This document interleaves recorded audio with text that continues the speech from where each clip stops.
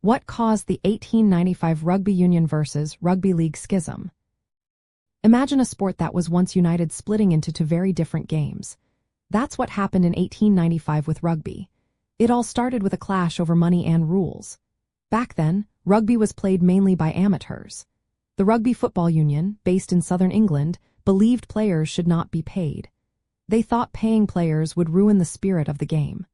But in the north, especially in Lancashire and Yorkshire, many clubs had working-class players who needed to earn wages. These clubs wanted to compensate players for missing work, called broken time. The Rugby Football Union refused to allow any payment, which made northern clubs angry. They felt this was unfair and favored the wealthy clubs in the south. Tensions grew as northern clubs argued that players should be paid for their time and effort. In August of 1895, these northern clubs decided to break away. They formed a new organization called the Northern Rugby Football Union. This new league allowed players to receive money, making rugby a professional sport.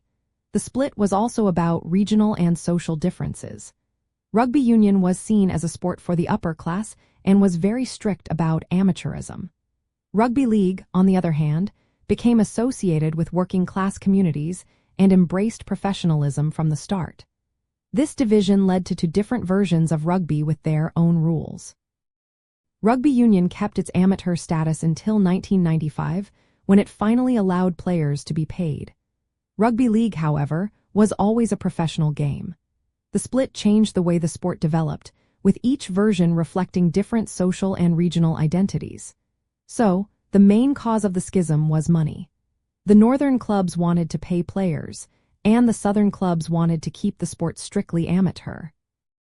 That disagreement over payments and the desire for fairness is what created the divide we still see today.